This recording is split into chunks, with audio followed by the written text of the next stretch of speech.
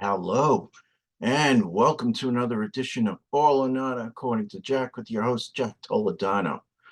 So, our very own spaceman, Mr. Ace Frehley, has released a new album called 10,000 Volts.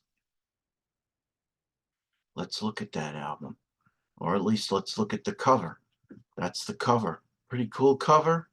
Uh, Definitely emits the spaceman character. Um, you know, three spaceships looking down at him, shocking him, playing his Les Paul, which incidentally, I was reading an article that he was an interview. He basically, for the first time, I never knew this. So if you look, oh man, get out of there at this guitar. So you have the lower pickup, otherwise known as the bridge pickup. Supposedly, I just found out that that's the only pickup that Ace uses. The middle one, I think he used on stage for Smoke, and the top one basically was just there and was disconnected and never used. So the things you learn. So anyway, 10,000 volts. So I did listen to it on Friday, and one reason or another, I couldn't get to um, reviewing it until now. I wanted to give it several listens, make sure I got my ducks in a row. I had some notes about it. So basically, we're going to go song by song. So the first song, and I'm going to give you the rating of each song on a scale of 1 to 5 stars. So title track, the first song, 10,000 volts. I gave it, uh, I'm going to say the highest mark of the whole album, 4 out of 5. Typical Ace leads. Uh, Even this song, the vocals are kind of iffy, and that's going to be a recurring theme on this album. Uh, Walking on the Moon, more typical leads, 3.75. Um, Pretty much everything that Ace did on this album was co-written by Steve Brown, a guitarist that Ace recruited to help him out, to help him not only help him out on the guitar and co-write the songs, but also to help him produce the album. Steve Brown being from Trickster, uh, a glam metal band which started in the early 80s. Uh, this is kind of where things start to fall off the table. Third song, Cosmic Heart, 2.5 stars. Opening riff was nice, but this is a recurring theme. I'm going to say the vocals were kind of lazy. Uh, this is the first time I ever heard Ace in basically a lower register. Uh, Cherry Medicine, 2.5. More rough vocals. The song itself, I would say, was uninspiring. Back into My Arms Again, albeit a bit slower song, also 2.75. More rough vocals, more uninspiration. Fighting for Life, I gave that 3.25. A bit better, slightly better vocals on this one. Blinded, uh, 3 stars. Some cowbell. The beat almost sounded like a song that Gene might have wrote. Chorus, eh. Constantly cute. WTH, what the hell? Uh, would the old Ace have written a song like this? Very corny, more extremely iffy vocals. I gave this a 2.25. Uh, Sorry, not very impressed. Life of a Stranger uh, was a cover performed by somebody named Nadia, a Europop singer. The song basically was performed during the closing credits of the movie The Transporter. Ace saw this movie. It's what inspired him to cover the song with a little urging from Steve Brown.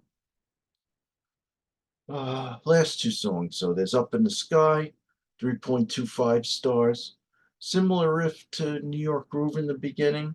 Nice leads. Did I say 3.25? Yeah. Stratosphere, the very last song, 3.25. This is what I would call the obligatory instrumental album ender, a la Fractured Mirror from Ace's first solo album in '78. Almost sounded like a slower Rush instrumental. You know what to expect. It's filled with his guitar, leads and lead breaks during the course of the album. You know it's Ace. Another thing he said that when he plays, not only when he plucks a note with his pick, he's also has his thumb on the string to give it just a little what do they call that? Uh, well, instead of palm muting, he's basically thumb muting. So that's a signature of his that he said that uh, Tommy Thayer could play all his leads note for note, but doesn't sound like him because for that reason, because of the what he calls the thumb muting. Uh, so uh, so some other notes that I have. Am I listening to Sweet in 2024? Because that's kind of what this album sounds like. Uh, I did, so normally I won't watch Pete Pardo's Sea of Tranquility reviews of an album before I've had a chance to review it myself, before or after he did it. In this case, I did watch it already because I kind of, even in the first couple of listens, I would say I had my opinion pretty much formulated. Uh, Pete gave it 3 out of 5 stars. I'm giving it 3 out of 5 stars, but mainly because if you take all of the songs and the averages of each song, or rather the average stars of each song, I took an average of those and it basically amounted to very close to 3.023 to be exact. But I'll say 3 out of 5 stars. Um, I mean, if you're expecting vocals for like vocal performances he did on Shock Me or Rocket Ride or Rip It Out or Shot Full of Rock, another one of my favorite Ace songs, uh, you're not gonna see that here. Uh, Getting back to lately, he's been doing a lot of jabs back and forth in the media with Paul Stanley, saying that, that after this album's released, they're going to look like imbeciles. Ace, give it a rest. 3 out of 5 on this album. I wouldn't be going around bragging that way. Uh, he even he even had the gumption to say in one of his interviews that he has better vocals than Paul now. This proves that that's simply not the case. You know, Ace, you know what? Back in the day, I was a young Kiss fan. I loved hearing your voice. But you know what? Don't kid yourself. You're not a lead vocalist 100% all the time. Lead vocalist like a Ronnie James Dio or Steven Tyler or a Rob Halford even. Uh, you basically have what's known as a novelty voice. It's good for maybe a couple songs at a concert, couple songs an album. You know what? I can take seeing you solo in concert, singing most of the time, because again, most of the time you're playing good songs that I like, but you shouldn't go bragging that you have better vocals than Paul. But that's just crap. Sorry to say. Maybe it's time you guys just put it to bed. Give it a rest already. Uh, was it nice what Paul Stanley said that uh, if he and Peter were on stage with us, we should be called Piss. You know what? Wasn't nice, but just let it go, Ace. You know what? If it wasn't for them, you wouldn't have the name that you have now. Uh, Granted, you're not selling out hockey arenas like they were up until December. You're playing in clubs, and and small theaters, which is okay. Uh, the people that go to see you, they love you. They enjoy seeing you. I enjoyed seeing you the 2, 3 times I saw you, but don't don't ruin it by demonstrating sour grapes like Paul does. Just give it a rest. And you know what? To the question of people that are saying that it's good that Ace Frehley's still releasing albums in 2024. Yes, absolutely.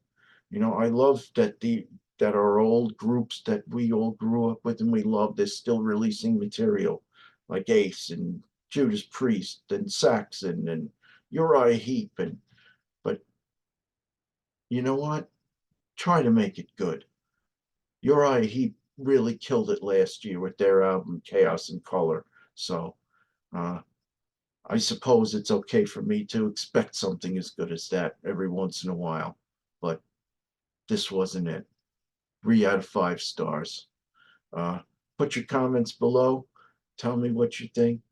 Um, even tell me if I'm an asshole. Uh, I can take it. Uh, honest opinions here. I'd like to know. This is Jack Toledano speaking for all and not according to Jack. If you like what I do, please subscribe. Uh, and again, hit the like button uh, and let me know what you think. If maybe I missed it and you heard something that I didn't hear, let me know. Have a good one, folks. Bye.